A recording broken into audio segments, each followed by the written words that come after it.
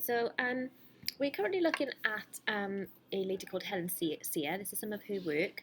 So we're going to look at trying to produce an image which looks a little bit like this. So I'm going to show you how we can do that on Photoshop. So what I've done, I've already gone on to Google, and I've got myself some images that I'm going to use. Actually, I went to a website called Pexels, which allows you to download for free some particular images that you need to use. I got myself a landscape, I've got a texture overlay, and I've got the back of someone's head that we're going to use in order to create this kind of combination image like Helen Sear. So I'm going to start here with the landscape as my background base layer, and whenever I do anything in Photoshop really, I always duplicate the base layer like I've done here. So you can see the background and the background copy. And the reason I do that is so that you've always got that original image to go back to. So if you've made any mistakes or you want to delete the upper layers, you want to go back to what the image was like originally, you've got it there and it's locked and it's safe. Now what you can do in order to make a duplicate, you can right click and you can click duplicate layer, or the shortcut on the keyboard is Command J.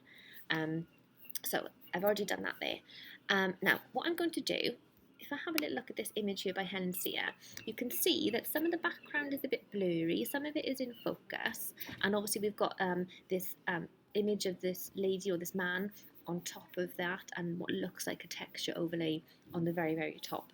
So if I go back to this image, I'm going to see about making this background a little bit more blurry like her work, and we don't want it to be super sharp and in focus like this image is currently.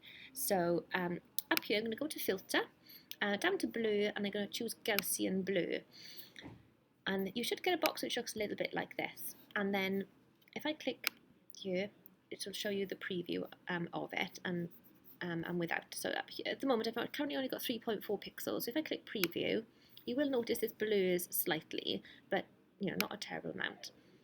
The more I obviously increase the pixel radius, the more strong the blur effect. And if I take preview and click the preview box, obviously it goes back to the original, but obviously we want to see what kind of effect that we want. Now, I don't really want it that blurry. I think I'm going to go for more like, probably more about, I'm going to go for about there, I think. That looks okay. And I'm just going to press OK.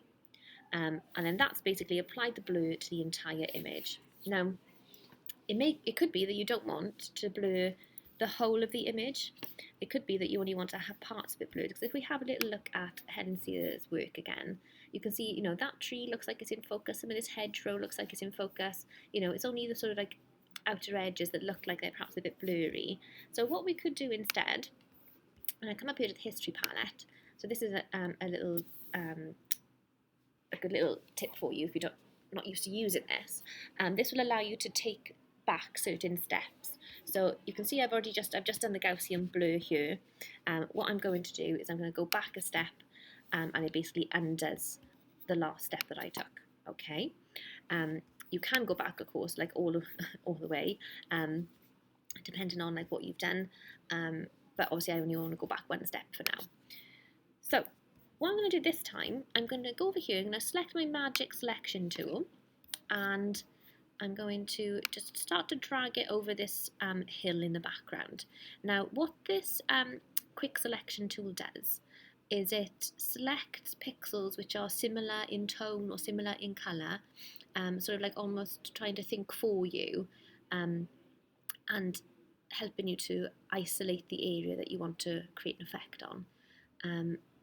I'm going to try and be as neat as I can. It's not that accurate, so for example, you can see it's like taking some of the tops of the trees here and so on, but for now this will do.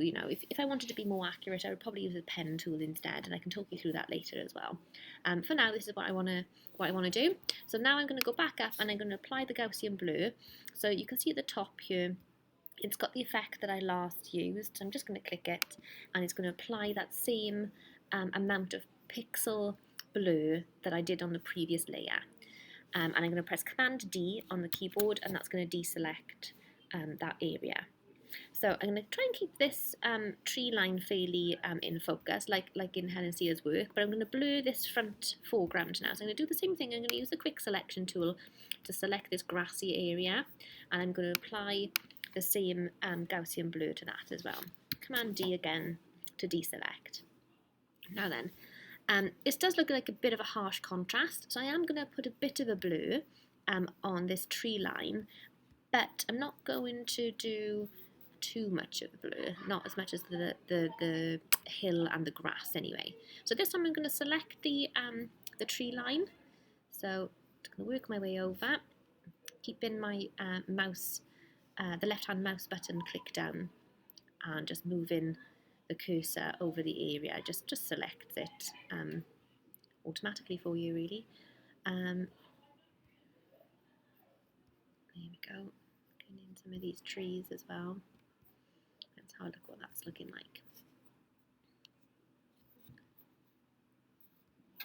Just going to edge it out there. There we go. Right, now this time I want to change the blur a little bit. I don't want it to be as blurry as this mountain. So I'm going to go back down to Gaussian Blur. And this time I'm just going to reduce the pixel radius. So I'm going to try to see what maybe that looks like. That looks alright. I'm going to press OK on that one. Then Command D to deselect. Okay, so that's what my background is looking like at the moment. Lovely. Right. Some of these edges look a little bit harsh. You can obviously see where the quick selection tool sort of stopped and started. So I'm going to go over here and I'm going to use my blur tool. So I'm going to just adjust the size of the brush almost.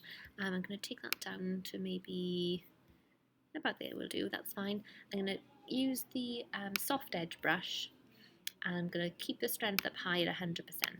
And basically what I'm going to do now, I'm just going to kind of go over some of these harsher edges, and it just effectively just blurs it slightly. What this does, instead of the Gaussian blur filter, is it allows you to be more focused where you want the blur to go. I'm just going to come along some of these edges, along the tree line. And you can't, you know, you might not be able to see the total effect of it. It is quite subtle, but that, you know, that's what we want. We don't want it to be a harsh stop-start line like it was, where you had one area in focus and then one area not. So that just helps to blend those sort of areas together a little bit. That will do, I think. I could go down all the way down here as well, but I'm not going to do that for now. Right, okay. Next thing we need to do is we need to put our lady on. So let's go over here. So I'm going to click on this image over here. I'm going to make sure I've got my selection tool selected. I'm going to hold down the left mouse button to select the image, and then I'm going to drag it up, and I'm going to hover over my background image, and then I'm going to release and let it drop down onto that image. Now, of course, it's currently the wrong size, which we're going to adjust in just a moment. But for now, I'm going to show you how we're going to cut out this lady, because we don't want, obviously, all these sunflowers and so on. We want to place this lady in the background that we've chosen. So I'm just going to zoom in slightly. So I'm going to do Command and the plus sign on the keyboard. And there's a couple of things you could do. If you wanted to be really, really accurate, you could use this pen tool. And what the pen tool does is it allows you to put some anchor points around whatever object it is that you're drawing around, like so, and they automatically join up with each other. And you can also, if I can remember how to do it now, you can also use a tool like this, which helps you get the curves as well. So you can also, if you've got a particularly like odd shaped image that you want to select, you can, you know, it's not just a case of using straight lines like this, like a dot to dot. You can adjust the angle of them and make it more curved, for example. Okay.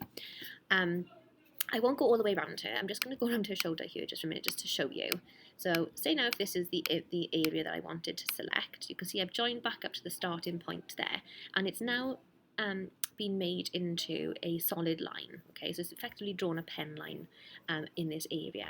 Now what I want to do is I want to make it into a path. So I'm going to come over here to the layers palette, and I'm going to select paths, and I'm going to choose this dotted circle down the bottom. And now you can see that it's changed it into a selection, okay? And that's one way of using that pen tool. What I'm going to do instead, because I did this earlier and it worked quite well on this lady, is I'm going to carry on using this quick selection tool. So I'm going to work my way over and hopefully it'll pick up all the pixels that I want. Now, technically speaking, I think the pen tool is far more accurate, but it depends on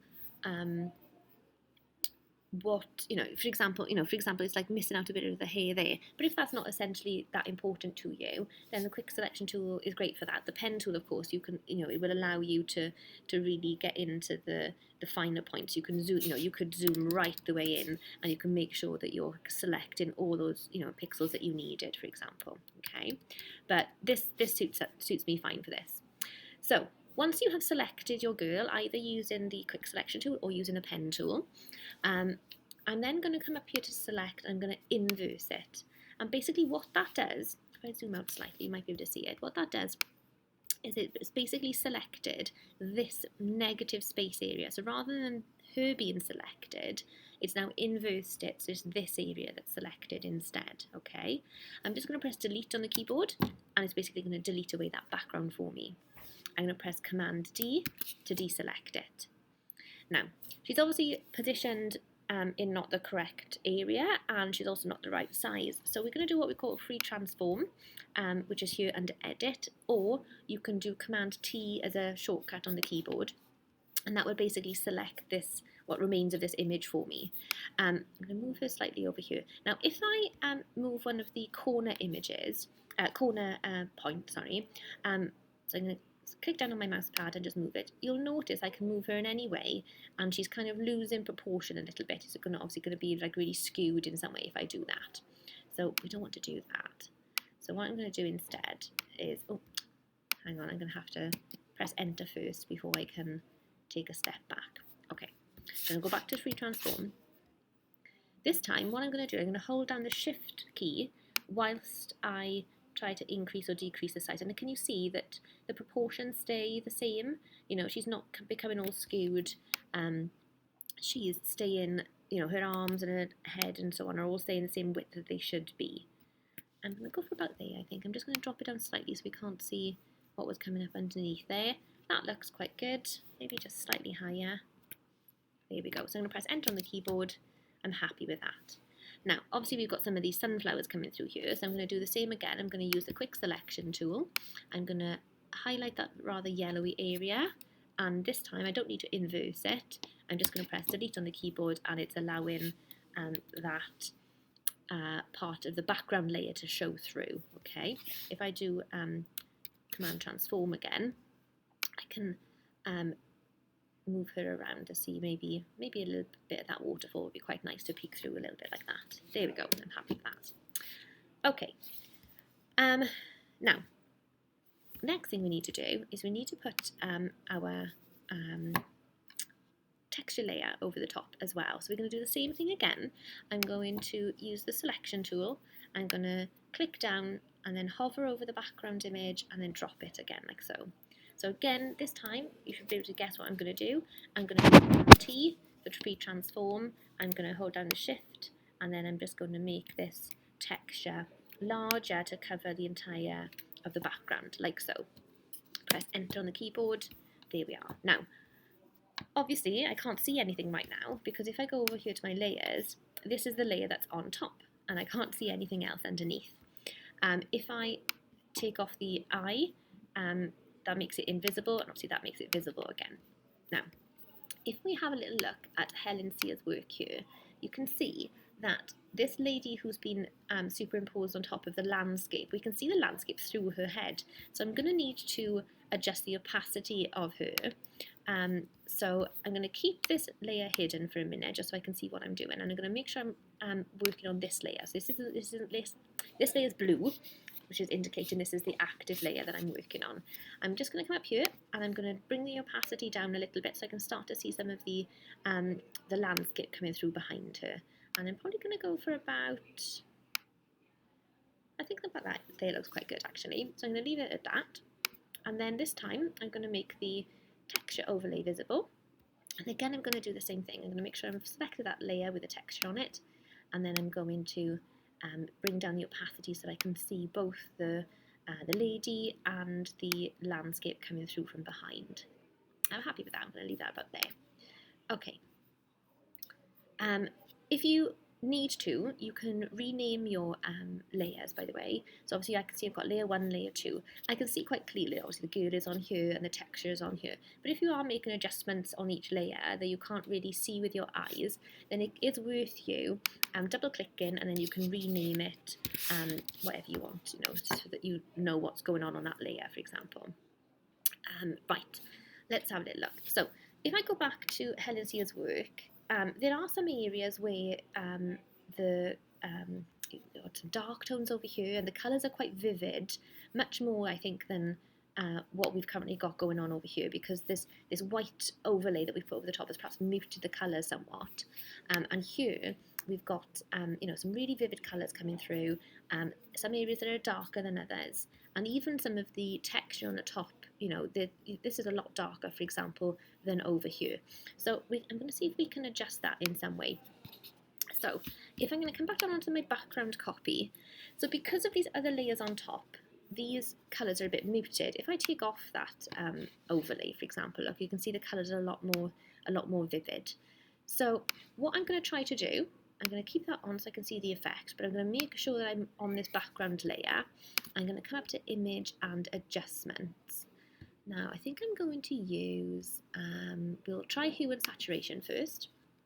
So what this does, saturation is basically the sort of the amount of pigment, I suppose, like how strong the pigment of each colour is. So if I increase this, you can see that the colours become a lot more saturated. I can use this one to alter the overall hue of things as well, the overall strong colour, and this will also affect the tone of it as well. Okay, what I'm going to do for now, I'm just going to bring up the saturation on this so that some of the colours come through a bit more strongly. I'm probably going to go for about, we'll do plus 30, that looks quite good. If I took off this top layer, it would look really saturated and very unrealistic, but because of this white overlay I've got over the top, it's making the under layers muted, so I can really play around with that saturation. I'm going to do the same actually with the girl. I'm also going to adjust her hue and saturation as well. So I'm just going to bring up the saturation a little bit on her. Maybe about there, I think that'll do. Okay, lovely, right. Now another tool that's really useful for you is the Dodge and Burn tool. So for this, what I'm going to do, I'm just going to hide this top layer, just so we don't get too confused by things.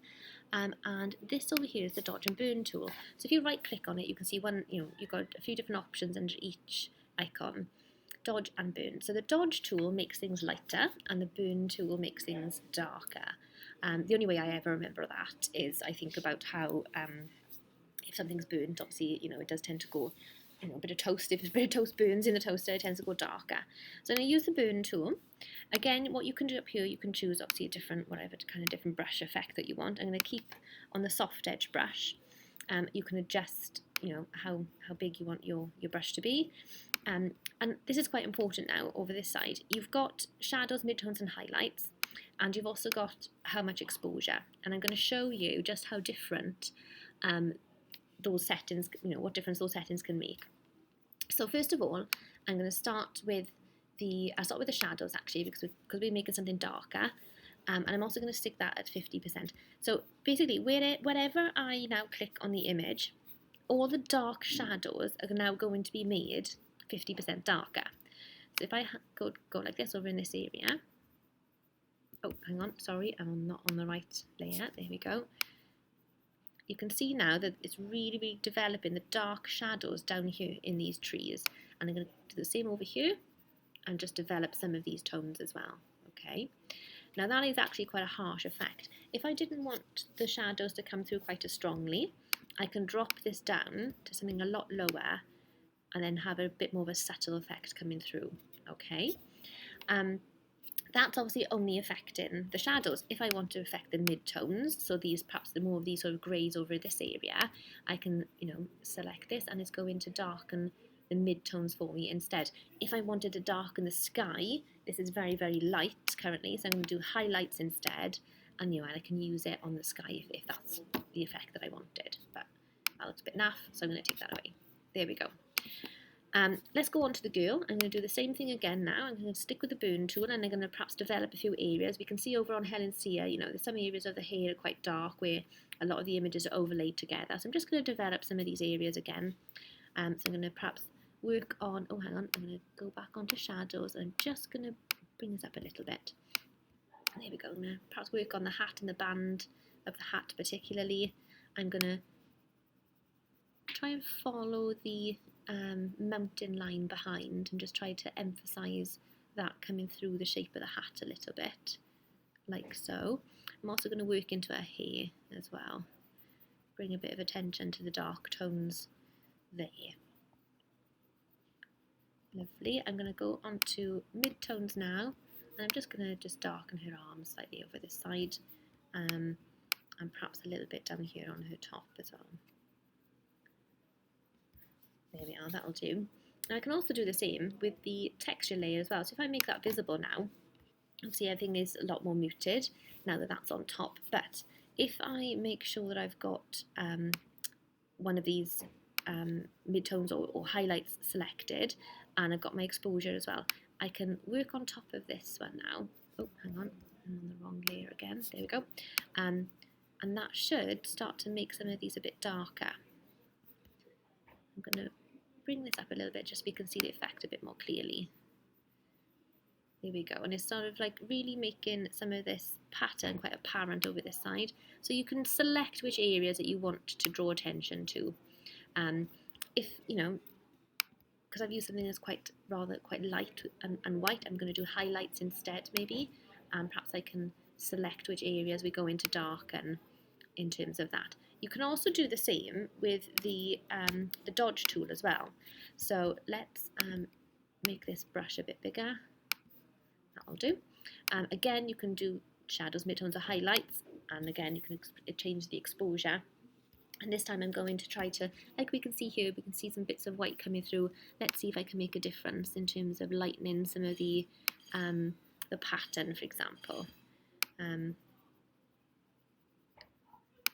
have a look what happens up here. Just like, almost like scrubbing it out a little bit in certain areas.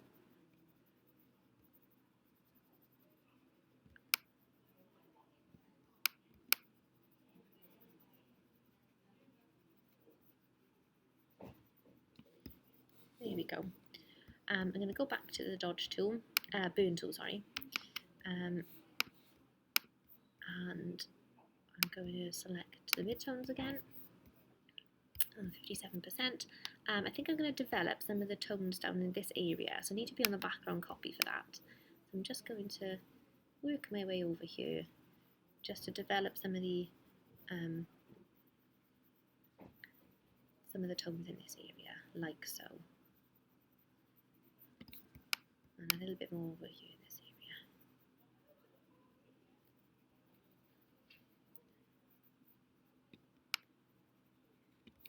There we go. Lovely, right. The other thing I'm going to try to do is I'm just going to try to bring some kind of like colour effect through a little bit. I think I'm going to bring the opacity of this layer down just ever so slightly, just to bring through some more of the colours from the underneath layers, because I do feel it's a bit more muted than perhaps what her work is. That looks a little bit better.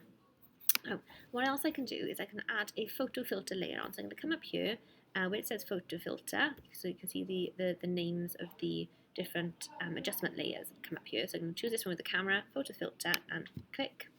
What it's done is it's put a warming filter across the entire image. I can select something different. It could be a cooling filter, for example, which is obviously quite blue. I can choose particular colours to enhance and so on. Okay, so I'm going to go for a warming one. That one looks quite nice actually. Let's have a look at the other one. No, I'm going to go with that one. I think that looks more like the kind of colours Helen Sear has used. And here you've got like a density bar as well, so I can like increase like just how much that colour is saturated again on there. That's giving quite like a very sort of like golden hour kind of effect, isn't it? I'm going to go for about maybe that much. Now, the other thing you could do as well, you can see down here I've got a new layer with the photo filter layer on here. I'm now going to just hide that, just to show you that you can also apply that to various layers. Okay, so I've got it on top.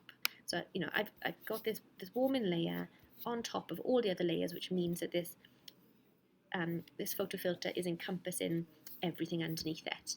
But if I move it down, for example, it's now only having an effect on the layers underneath it. It's now only affecting the girl and the background copy layer. What it's not doing is it's not affecting that texture layer. And if I bring it down further again, it's only affecting the background. So you can kind of choose what effects you want. You could have maybe that kind of warming filter on the background only, and then if I click on here and then add in another layer, you can see it's come just above the layer I was already on. You may decide, oh, I want a different filter on the girl, so I'm just going to enhance that. Now the only thing to bear in mind is that this layer is photo filter layer is already working on top of this one because this one's underneath, so it's obviously going to make that effect far more you okay guys? Yeah, come on in, fine. That effect far more intense. Right, okay, let's have a look. I'm going to delete that one. So if you ever want to delete a layer, I'm just going to hold down on the mouse pad and I'm just going to drag it down into the little trash can down there, okay? And I'm just going to bring that photo filter up. I'm going to have it affecting both the girl and the background layer, but not the texture layer. I think that looks pretty decent. That looks not too bad at all. Now then, let's have a little look at that original copy again. We're getting there, aren't we? I still think some of the areas could be developed a little bit. I could maybe play around a little bit with some of these darker areas here and over here. So I could just use the same techniques that I've shown you and just try to develop those a little bit. Another thing you could potentially do, on the background copy, I'm now going to make an adjustment using, I'll do levels. So what levels is, it's basically a bar chart where down here, over here you've got black, over here you've got white, and then in between is every single grey tone in between those two colours. And it's acting like a bar chart showing you how much of each tone is present in the image. So you can see here there's got quite a bit of like bright white, then it goes down to nothing, and then starts to rise a little bit more over this end.